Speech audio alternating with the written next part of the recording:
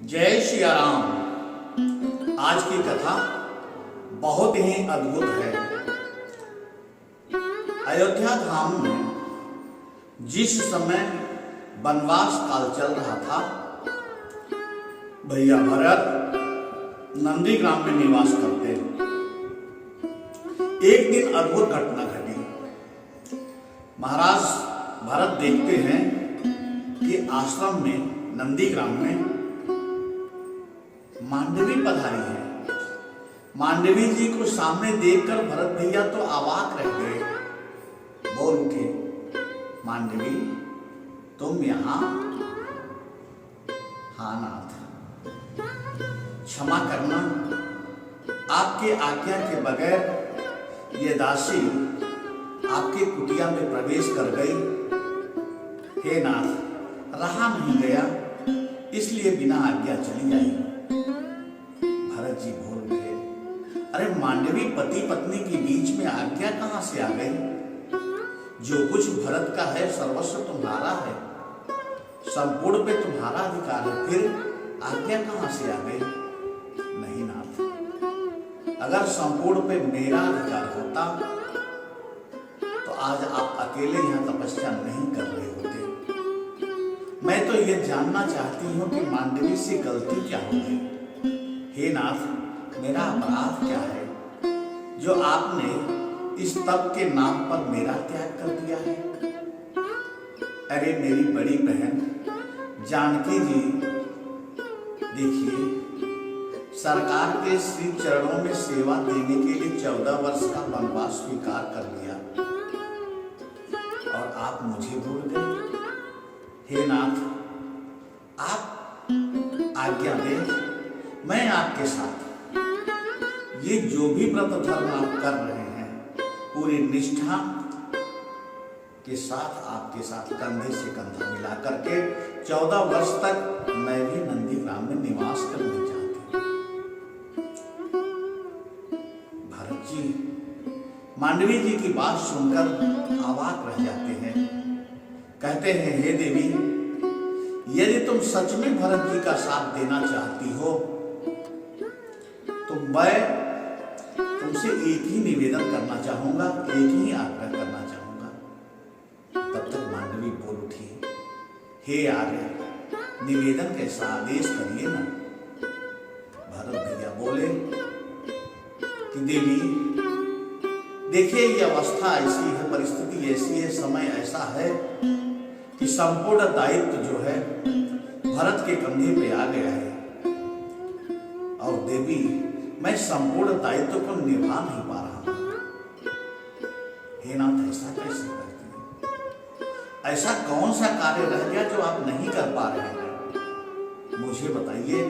ये दासी निश्चित रूप से आपके कार्य में सहयोगी बनेगी, सहायक बनेगी। भरत जी ने कहा, मांडवी, यदि सचमुच में तुम पत्नी धर्म निभाना चाहती हो तो मेरा एक काम करो।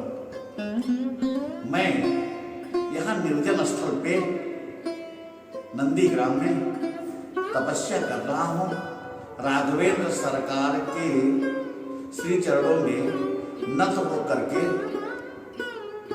उनके राज्य को देख रहा हूँ और ये अभागा भरत यहाँ से तब तक नहीं जाएगा जब तक भैया श्रीधाम अयोध्या वापस नहीं जाएंगे। देवी, मैं कहना यह चाहता हूं कि ये तुम्हारे भरत की अवस्था है। 14 साल तक मैं राजभवन में नहीं जा सकता और जाना भी उचित नहीं है।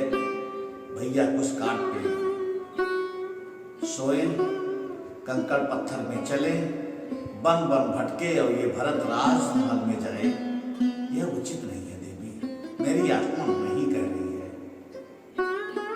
तब तक मांडवी बोल उठी, हे नाथ, हमारे लिए क्या आदेश है? ऐसा कौन सा कार्य है जो आप नहीं कर पा रहे हैं? मुझे आदेशित करें। ये मांडवी अपनी प्राण दे देगी मनाथ, लेकिन आपके कार्य को अधूरा नहीं छोड़ेगी। भरत जी बोल उठे, हे मांडवी, तुमसे मुझे यही उम्मीद थी।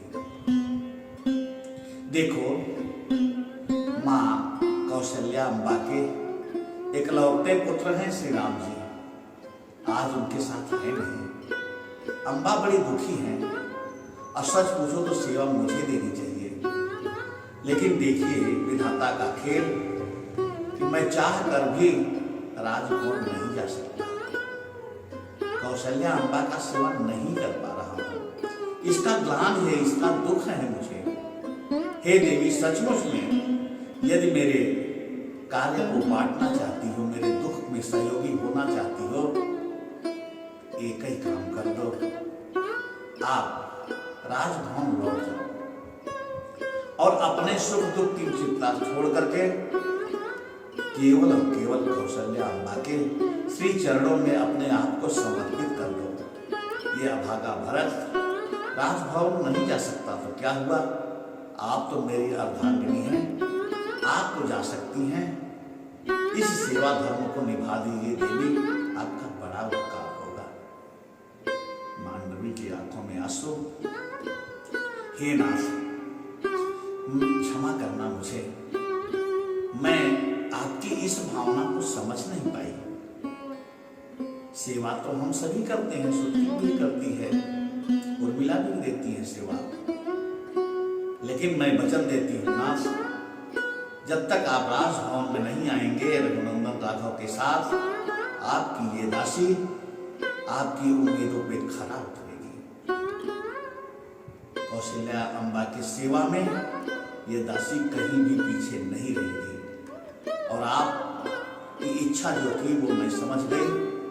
माँ कौशल्या ही नहीं, सुमित्रा जी और कैकेयी अम्बा की सेवा में भी ये दासी अपने आप को न्यौछावर कर दी नाथ, लेकिन कभी शिकायत का मौका नहीं देगी। मांडवी के चरित्र को मानस में नहीं गाया गया है, चर्चाएं बहुत कम आई है, नाम मात्र की हैं। मैं कोशिश करूंगा रामायण के अन्य ग्रंथ जो भी जिसने भी लिखा है, भाषा अलग हो सकती है, आनंद रामायण, राधेश्याम रामायण, वाल्मीकि रामायण, जहां भी जैसे भी मांडवी जी की चर्चा, भरत जी के साथ संवाद जो भी प्राप्त होगा निश्चित रूप से आपके सामने रखने का प्रयास करूंगा। उम्मीद करता हूं कि आप अपने चैनल मातृभूमि विंध्याचल से जुड़े रहेंगे। इसी तरह के पौराणिक कथाएं, राम राज्य तक की घटनाएं जो अनकही है, अनसुनी है, या जिस पे ज्यादा प्रकाश नहीं डाला गया है, आपके बीच रखने का प्रयास करूंगा।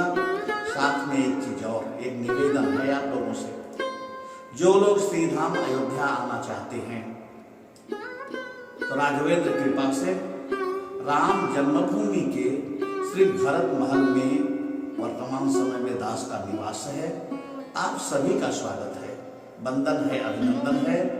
आप चाहे जब परिवार सहित, कुटुंब सहित, स्नेही स्वजन के साथ जब भी आना चाहें, नंबर नीचे दिया गया है, डिस्क्रिप्शन में मिल जाएगा, आप संपर्क करें। दास से जो भी सेवा हो बन पड़ेगा, निश्चित रूप से करूंगा। आइए, जन्मभूमि का ही एक छोटा सा हिस्सा है भरत महल, दर्शन कीजिए, आनंद लीजिए, भजन कीर्तन सुनिए और सुनाइए। धाम में कुछ दिन निवास कीजिए। सारी व्यवस्था राघव कृपा से भरत महल को उपलब्ध है, वो आपके लिए ही है। निःशुल्क सेवा में हम आपके आगमन की प्रतीक्षा कर रहे हैं। उम्मीद करते हैं कि आप जल्दी फोन करेंगे, धाम की यात्रा करेंगे, दास को भी सेवा का अवसर देंगे। इन्हीं शब्दों के साथ ये क्रम बना रहेगा। विभिन्न कथाएं जो सामने विशेष रूप से आ नहीं पाई, मांडवी जी का हो, सुकृत जी का हो, शत्रुघ्न जी का हो, रखने का प्रयास करूंगा। तो अभी के लिए